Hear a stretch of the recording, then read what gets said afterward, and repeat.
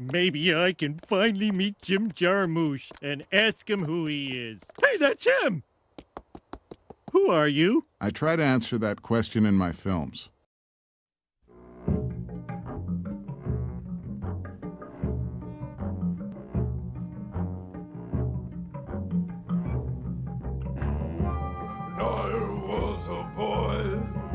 The moon was pearl.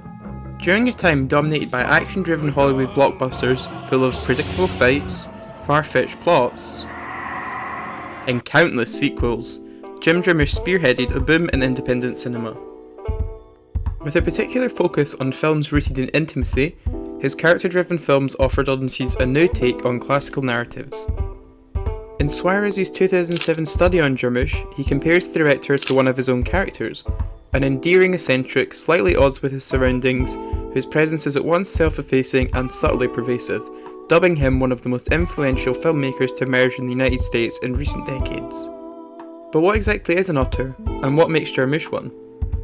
An auteur is a French term that first originated in the French journal Cahiers du Cinéma, which was used to refer to directors whose films embodied their distinctive personal vision, namely through a set of distinctive and recurring signatures across their filmography. I'm going to be counting down the top 5 elements of Jarmusch's filmography that solidify him as one of the most interesting and successful auteurs of the 21st century. The plots in Jarmusch's films, or perhaps lack thereof, is one of the most glaringly obvious elements of his films. Now, this isn't to say his films don't have a plot, but rather the story is more driven by the characters than any particular storyline. You look a little drained. You're home a little late. Was your day okay? Well, it was until the bus broke down. The bus broke down? Was it dangerous? No, it's just sputtered out. It was an electrical problem. Electrical problem? Could it have exploded into a fireball?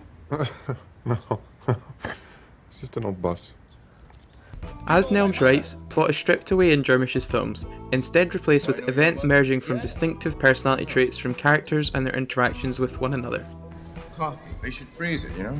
Yes. Just fill an ice cube tray with coffee and put sticks in it. And for kids, you know? Because they could start out when they were kids, you know, they were playing and stuff. Like a popsicle. Many of Jarmusch's films follow a more episodic structure instead of a coherent narrative stream. In Mystery Train and Night on Earth, Jarmusch unifies the film's respective stories for this theme of synchronicity. Mystery Train tells 3 stories that take place in and around the same hotel in Memphis, Tennessee, which are loosely linked to one another, with each story happening either within a stone's throw of each other, or even in the same place moments after one another. Nelms writes that his films tend to be organised around a series of interdependent short episodes linked thematically and or by character. How may I help you? Whilst Night on Earth tells 5 different stories that have no obvious connection to one another, other than having the similar subject matter of being in taxis. Hey, you need a cab, lady? Yeah, I guess I do. I'm right here. Whilst these 2 films have the most obvious examples of an episodic structure in Jarmusch's work, they are by no means the only ones. In many of Jarmusch's films, the episodic structure isn't as obvious, but is definitely still there. In Broken Flowers, we follow a downtrodden Don who's on a cross-country search for 5 of his former lovers after receiving an anonymous letter revealing he has a grown son. Each woman Don visits is broken up into an episode of sorts and allows the audiences an intimate look into Don's past. It's me, Don. Remember me?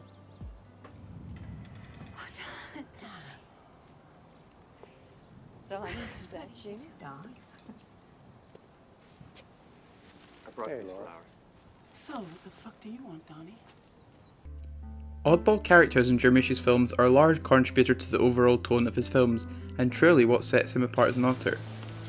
For Night on Earth, which he wrote in 8 days, he wrote the part of Corky specifically with Winona Ryder in mind, Hey, Ray, it's me, Corky. I'm phoning in. and commented he finds it incredibly difficult to write a part without having an actor already in mind. Villel writes that this reliance on character acting and a specific focus on an actor's performance is one of the main characteristics of Jarmusch's cinema. She writes that the material that Jarmusch gives his actors both aids their performance and the final film.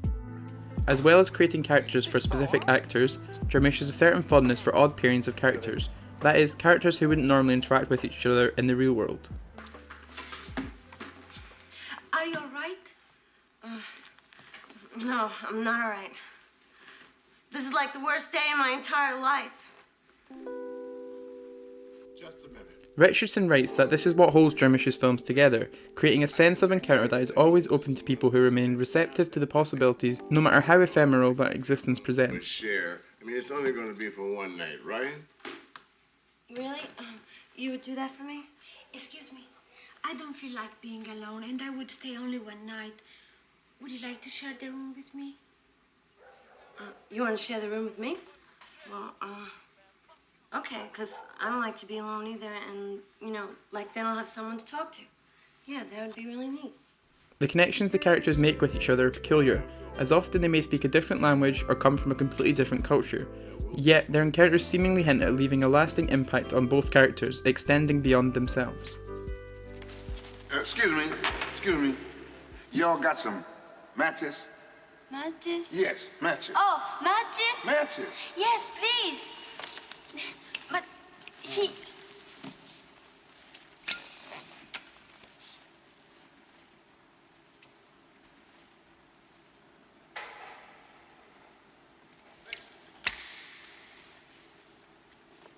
Arigato. どういたしまして。今日本語喋った。どうもありが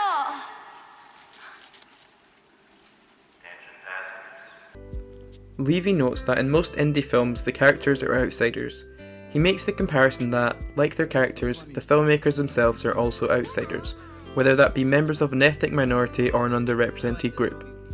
He notes that white filmmakers who do not belong to the mainstream can also be considered outsiders in this case.